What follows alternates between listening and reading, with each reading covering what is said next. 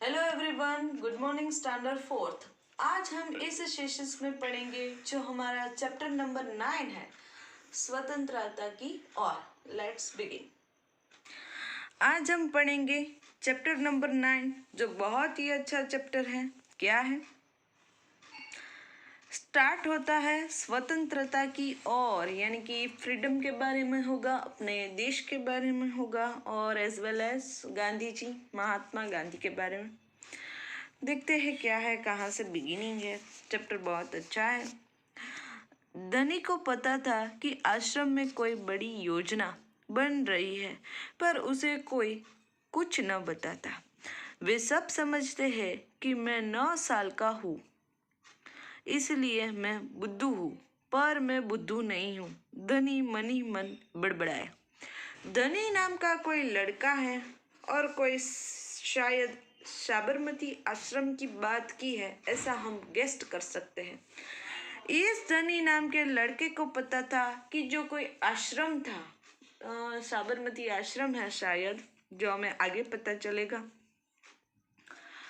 और वहाँ कोई बड़ी सी योजना होने वाली है, कोई प्रोग्राम होने वाला है। लेकिन जो बड़े लोग समझते हैं कि धनी है वो बुद्धू है, उसको कुछ पता नहीं, ऐसा धनी है ना, मन ही मन बड़बड़ाता था। धनी और उसके माता पिता बड़ी खास जगह में रहते थे, अहमदाबाद के पास महात्मा गांधी के साबरमती आश्रम में, जहाँ पूरे भारत के लोग रहने आते थे।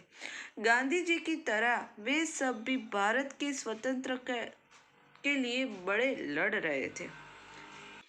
जब वे आश्रम में ठहरते तो चरखों पर खादी का सूत काटते, भजन गाते और गांधी जी की बातें सुनते। क्या कहा?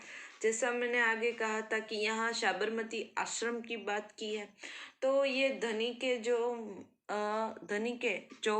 मदर फादर थे, यानी कि उसके पेरेंट्स थे, वो कहाँ रहते थे? साबरमती आश्रम में रहते थे।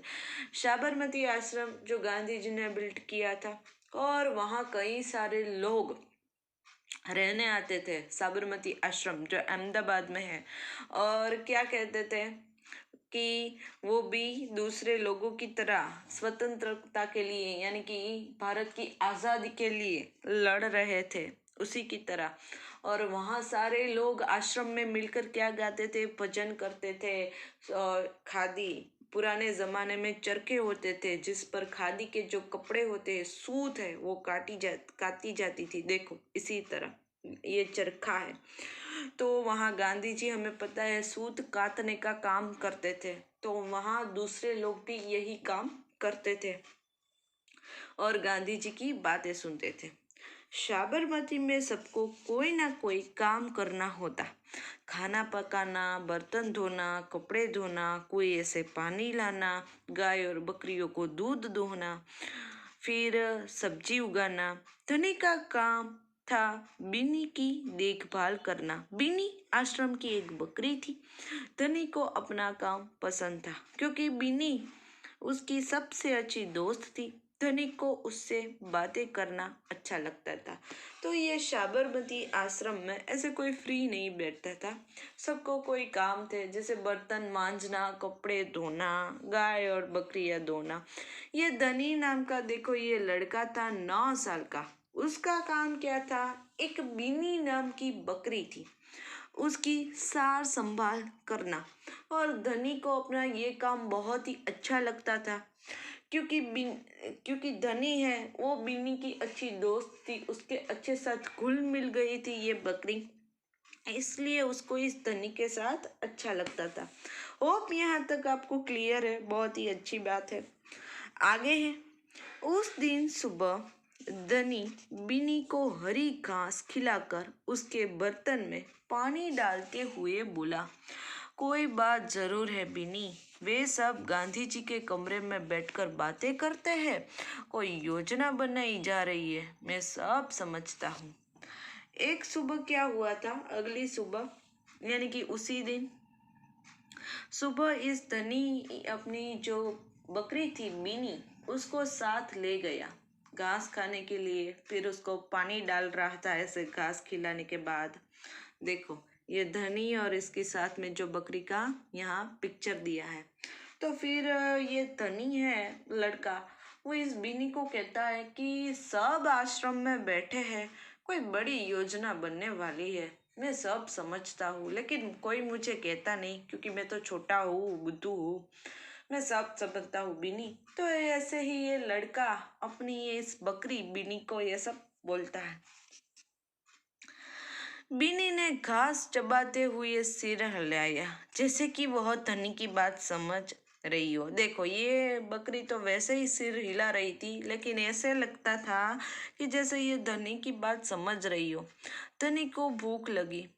कूदती फादती बिनी को लेकर वह रसोई घर की तरफ चला। उसकी माँ चूल्हा फूंक रही थी और कमरे में धुआं भर रहा था। अम्मा, क्या गांधी जी कहीं जा रहे हैं? उसने पूछा। फिर क्या हुआ?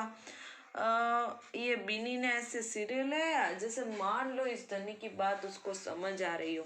फिर तो ये धनी को भी भूख लग गई, इसलिए अपनी बकरी बिनी को लेकर अपनी माँ के पास चला गया। कहाँ गया? किचन में, रसोई घर में, और वहाँ जहाँ मम्मी है देखो चूल्हा जला रही थी, ऐसे रसोई खाना ही पका रही थी। फिर ये धनी है वो अपनी माँ को पूछता है, क्या गांधी जी कहीं जाने वाले हैं? यानी कि साबरमती आश्रम में रहते थे ना, वो उस टाइम की बात है, जो स्वतंत्रता, जहाँ हमें आज़ादी मिलने वाली थी। इसलिए धनी है वो इस अपनी माँ को पूछता है कि क्या गांधी जी कभी कहीं जाने वाले हैं, ऐसा पूछते हैं। खांसते हुए माँ बोली, वे सब यात्रा पर जा रहे हैं। तो फिर ये जैसा ही धनी ने पूछा कि क्या गांधी जी कहीं जाने वाले हैं, तो माँ कहती है हाँ, कि वो सारे यात्रा पर जाने वाले हैं। यात्रा कहाँ जा रहे हैं? धनी ने सवाल किया। समुद्र के पास कहीं। अब सवाल पूछना बंद करो और जाओ यहाँ से। धनी अम्मा जरा गुस्से से बोली, पहले मुझे खाना पकाने दे।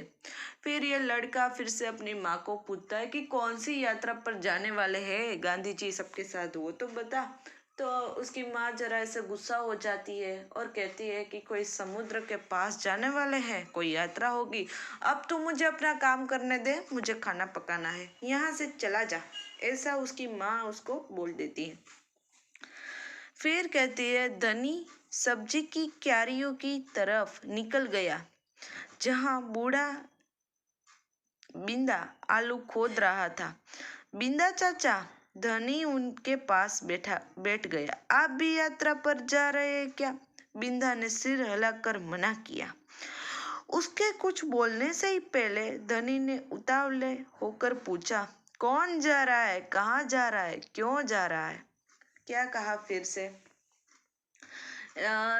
अपनी मम्मी ने तो ऐसा मना कर दिया और धनी कहाँ चला गया? कोई वहाँ खेत में कोई आलू को खोद रहा था खेत में, जिसका एक आदमी था जिसका नाम था बिंदा। जो आदमी थोड़ा बूढ़ा था, बड़ी उम्र का था, इसलिए उसको चाचा कहते थे, बिंदा चाचा जिसका नाम था। तो फिर वो बिंदा चाचा को कहते थे कि आप भी यात्रा पर जाने वाले हो इस गांधी जी के साथ? तो बिंदा चाचा ने तो ऐसे सिर हिलाकर मना कर दिया कि नहीं नहीं, मैं तो नहीं जाने वाला हूँ।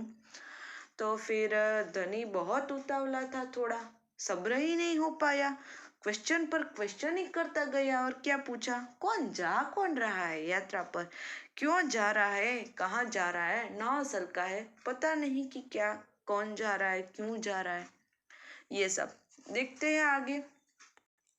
बिंदा ने खोदना रोक दिया और कहा, तुम्हारे सब सवालों का जवाब दूंगा, पर पहले इस बकरी को बांधो, मेरा सारा पालक चबा रही है। देखो क्या कहा बिंदा चाचा ने कि पहले तेरी ये जो बकरी है बिनी, उसको बांध ले, क्योंकि उसने तो मेरा सारी पालक खा ली।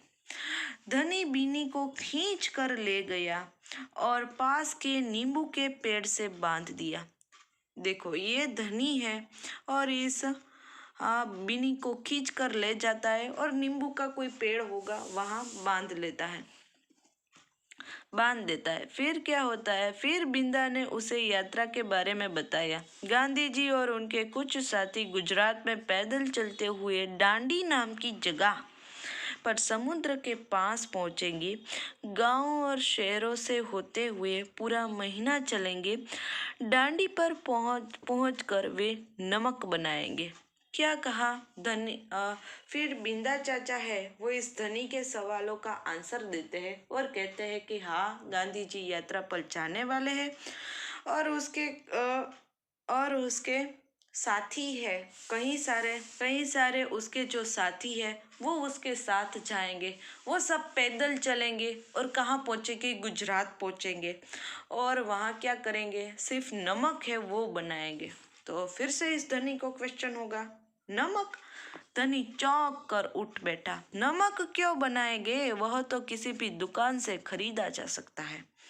तो फिर क्या कहता है, ये क्या सिर्फ नमक बनाने के लिए जाएंगे गांधी जी और उसके साथी यात्रा पर?